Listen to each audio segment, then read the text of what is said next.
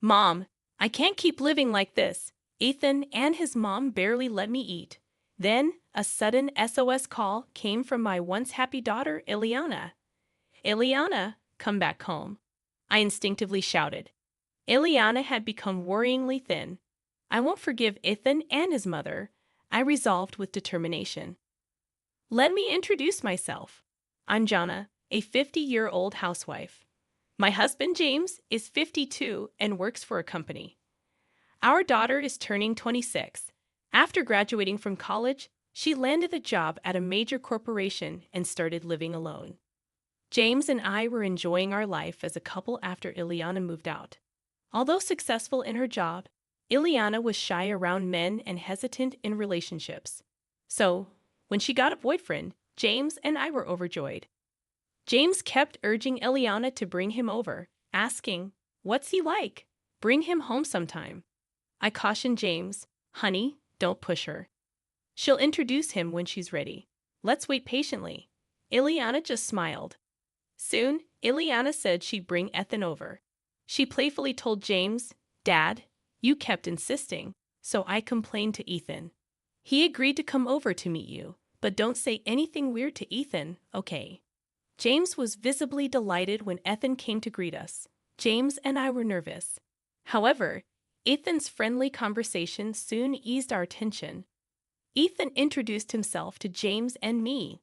"Hello, I'm Ethan Smith, and I'm seriously dating Ileana with the intention of marrying her." Ileana blushed and said, "Marrying me? You're embarrassing me. You said it was just a casual greeting." James happily told Ileana, "No, it's great that he's thinking about the future, Ethan. I entrust Ileana to you." Their relationship progressed smoothly with our blessing, and Ethan proposed formally 5 months later. Seeing a blushing but happy Ileana made both James and me very happy. I heard Ethan worked for a major bank system company. James and I discussed how their future seemed secure as wedding preparations began. Ileana frequently sought advice. One day, Ileana asked me, "Hey, Mom, how much is the market price for a wedding ring?" "Ethan is planning to buy one for about $10,000. Surprised, I replied. "For wedding rings, maybe about $2,500 each for the couple. I've heard engagement rings are around $3,500. Ileana seemed a bit uneasy. "Right, I thought so too," she said. After asking around and reading magazines, I felt Ethan's sense of money was odd. However, when Ileana said, "Ethan insists it's a once-in-a-lifetime thing and wants me to have something nice," I conveniently interpreted it as Ethan wanting to give her a special gift. After some time, the two moved out of their bachelor's residence and into a condominium in New York. The area was very expensive but convenient for commuting. I was a little concerned and said to Ileana, "Hey, Ileana, the area you and Ethan live in must be pretty expensive to rent, right? Are you going to be able to afford the monthly payments?" She reassured me, "Don't worry, Mom. Ethan's working hard and earns a decent salary too. His job requires living near the bank. Ethan is a systems engineer at a bank-rated systems company. If there is a problem, Ethan needs to rush to the site, even in the middle of the night. That's why the location had to be close to the bank, within a short taxi ride." Apparently, Ileana explained, "Ethan's company gives a substantial housing allowance, so we're fine." "Don't worry, Mom," not fully understanding the company's situation. I had come to accept it as the new normal. Months passed, and I extended an invitation to Ileana for lunch before her wedding. Ileana and I had often enjoyed lunch together in the past, but after her marriage, she frequently declined, citing work commitments or prior plans. James suggested she might be adjusting to her new married life, but it felt like Ileana was avoiding me. Over the phone, Ileana agreed to join me for lunch the next Saturday, saying, "Oh, that's when Ethan is on a business trip." "Sure, Mom, I can make it. I'll find a place for us." I felt a bit thrilled at the prospect of lunch with my daughter after half a year. When I finally saw Ileana, she looked a bit pale. Concerned, I asked her what was wrong and suggested she rest if she wasn't feeling well. Ileana reassured me, saying she was fine, just tired from overtime at work. She thought lunch with me might help her unwind. We enjoyed a good chat for about 2 hours, just the two of us. About 2 hours in, Ileana's phone rang. She looked shocked at the display. She told me, "Mom, I have to go home already. Ethan's mother is calling." Ileana explained that Ivy was at their place. Surprised, I apologized for keeping her during such a busy time, and Ileana quickly left. Another half year went by, and during this time, something terrible happened to Ileana. I learned about it from a phone call from her. It was a sad day, and James and I were enjoying our day off. While I was making her tea, suddenly my phone rang. The display showed Ileana's name. I quickly answered. Ileana hesitantly started, "Mom, it's me." Hi." She seemed unable to continue. Sensing something was wrong, I asked her what the matter was. She remained silent for a while, and I patiently waited for her to start talking. Eventually, she said, "Mom, I can't live like this anymore. Ethan and his mom barely let me eat. I might not survive if this continues." Shocked, I asked if she was okay, expressing concern about the severity of the situation and suggesting she come back home. Ileana seemed undecided. I firmly told her, "If you're feeling unwell, you can just sit around, Ellie. Come back home. We'll talk it over when you get here." Ileana responded, "Really? Can I come back? But I don't have any money. I can't leave." I thought this was strange. Ileana was earning a decent salary. But there was no time for a long discussion. Her situation sounded serious. "First, I need to meet with Ileana to see how she is doing," I told myself. I instructed Ileana, "Take only your valuables with you and leave the house. There's a convenience store near your apartment, right? I will drive there and pick you up. Wait for me there." Sobbing, Ileana agreed. So James and I hurried to the convenience store. When we arrived, Ileana was crouched in the parking lot. When she saw me, she said, Mom, I'm sorry.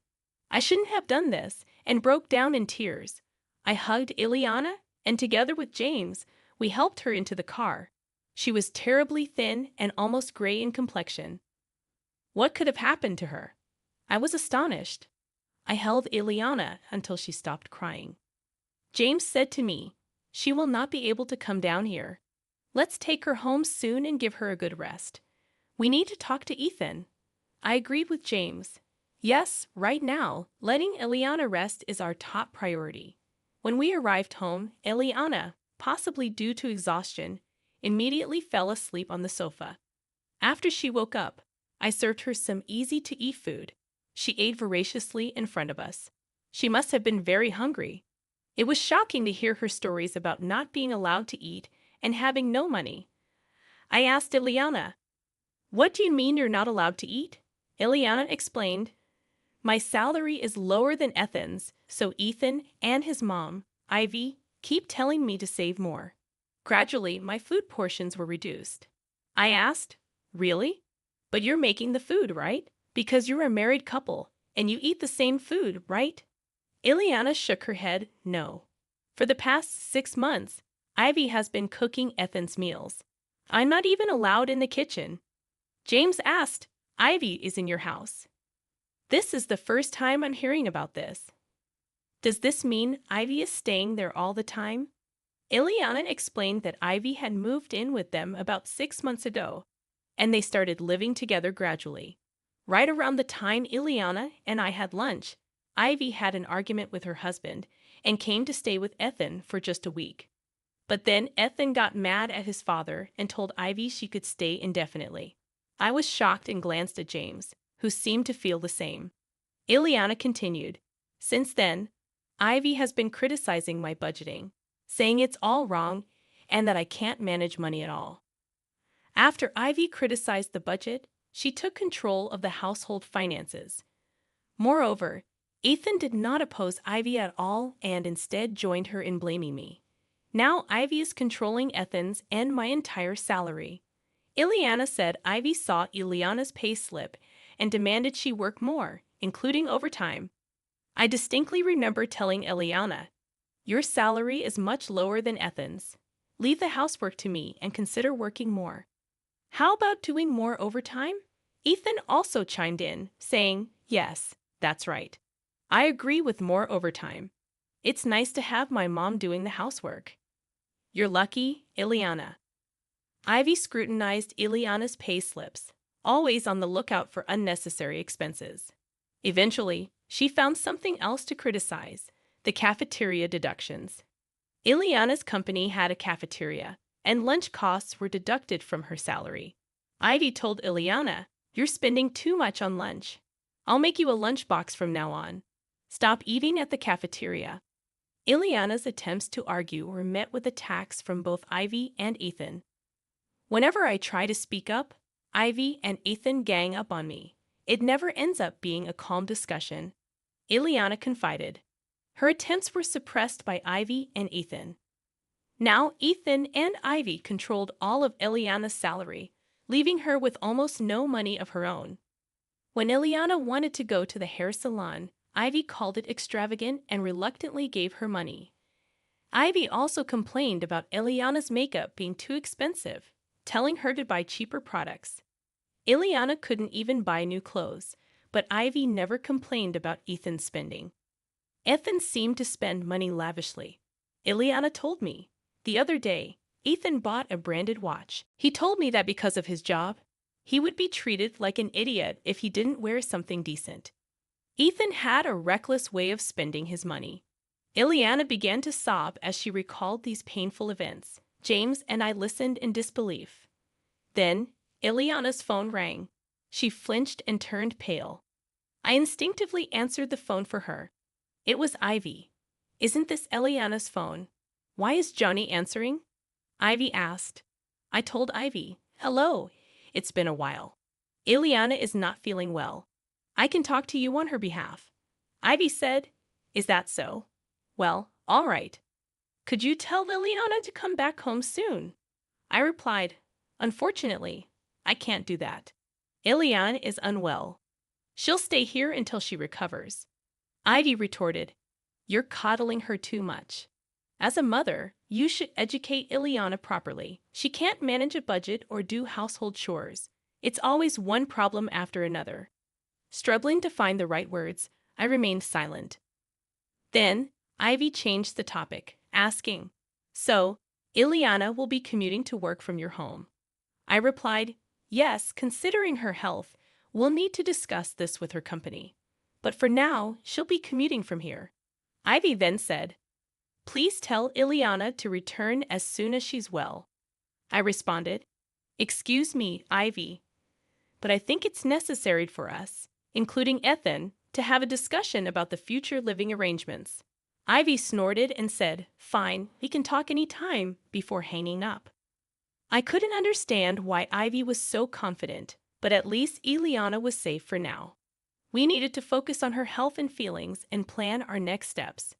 That night, after Ileana went to sleep, James and I discussed the situation. The next day, Ileana was examined at a hospital. As expected, she was underweight and not sleeping well. After talking with her, we decided she should take a leave of absence from work. She enjoyed my cooking, saying it was delicious. I asked her, "What were you eating while living with Ethan? What kind of meals did Ivy prepare for you?" Then Ileana said, "My mother-in-law only cooks for Ethan and herself. I always had bread ends from a local bakery. They sell bread ends very cheaply. That's what I used to eat." I was shocked. Ileana had been deprived of proper meals, while Ivy and Ethan ate normally, just bread ends. "Since when? What about your lunchbox? Didn't Ivy prepare that too?" I asked. Ileana explained, "I should have been stopped from eating at the company cafeteria by Ivy since 3 months ago.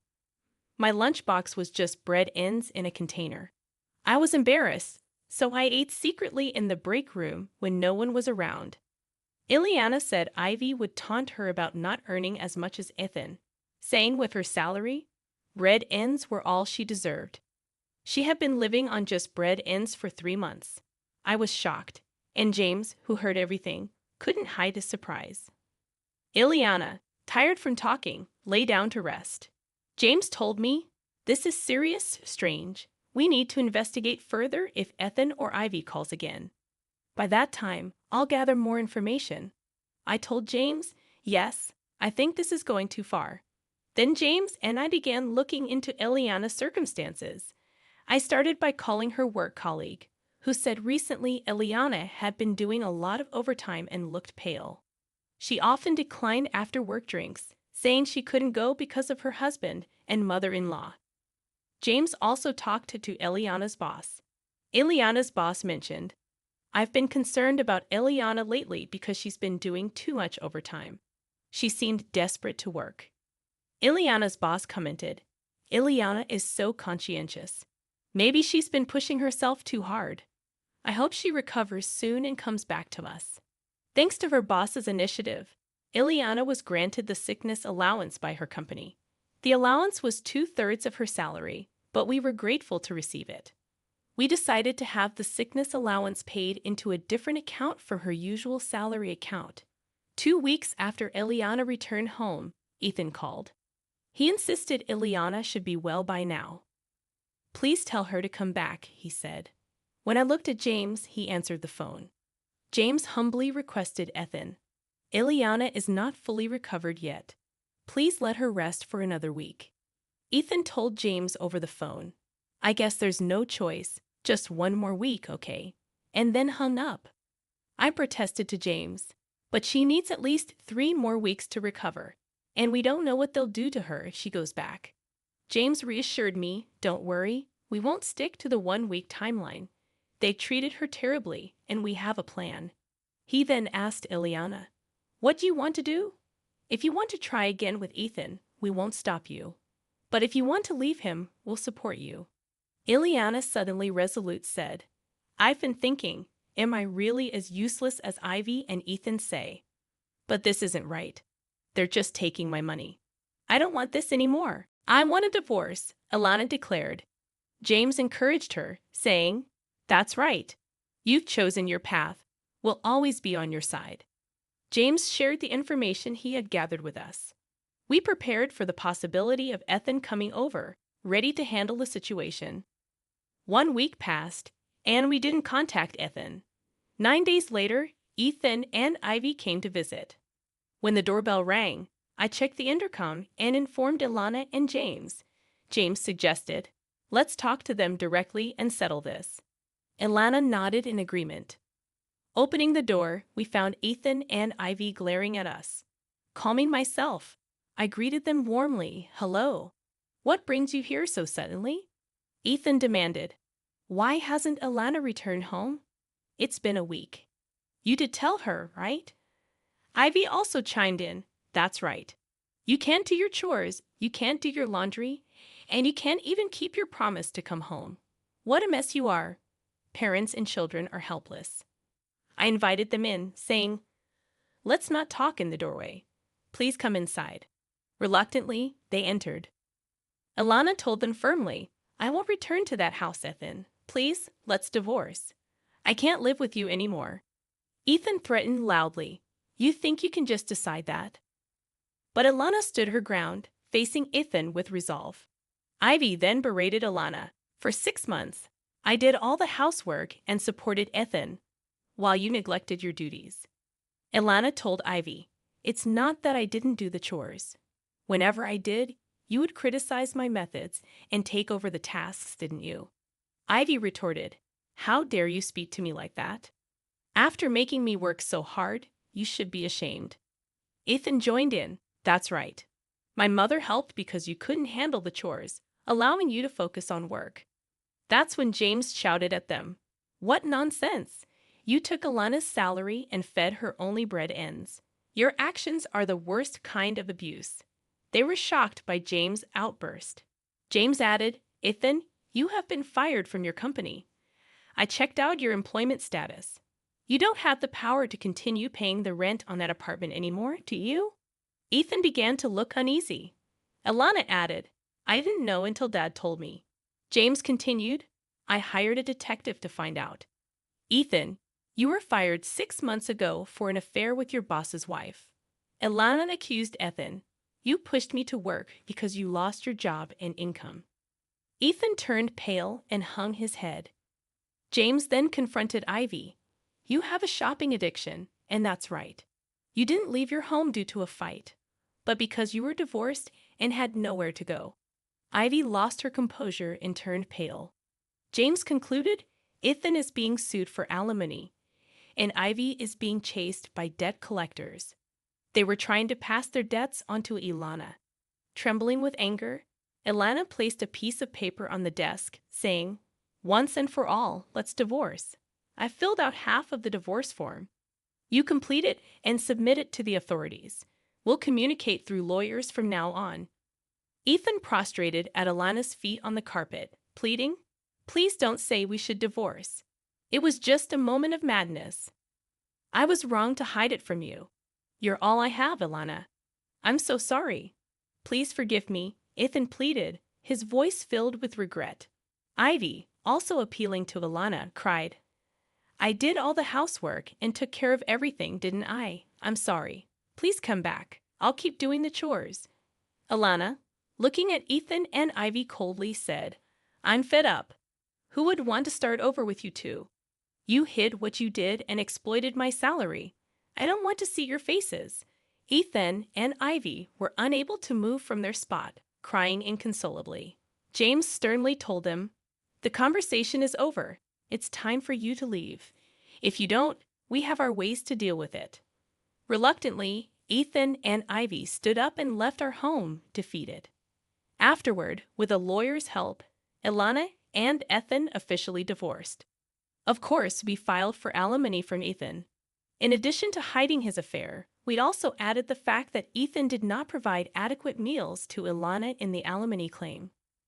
We had a doctor's diagnosis, which served as conclusive evidence against Ethan. Ethan had to move out of the apartment and live in a cheaper one with Ivy. Now he works day and night to pay the alimony to Ilana, and Ivy, not working, has become the target of Ethan's anger, and they constantly fight. Our lawyer informed us about Ethan and Ivy's current situation. Ilana fully recovered and returned to work. She seems to be enjoying her work more than ever. She apologized to me and James, saying, I'm sorry for being a burden and coming back home. Thank you for all your help with the divorce. I'll be staying here for a while. I hugged her, saying, Divorce doesn't matter.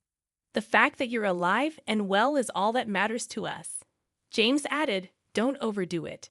You're a hard worker, and sometimes you keep things to yourself too much. Ilana admitted, I should have talked to you both sooner. I tried to handle too much on my own. Seeing Ilana's smile return was truly heartwarming. James, who stood by us and fought against Ethan and Ivy, proved to be incredibly reliable. I fell for him all over again. When I told him, he joked, Then how about showing your gratitude with food? Make my favorite pork cutlets tonight as a family. We've overcome difficulties and will surely face more in the future, but with James and Ilana by my side, I want to support each other as a family.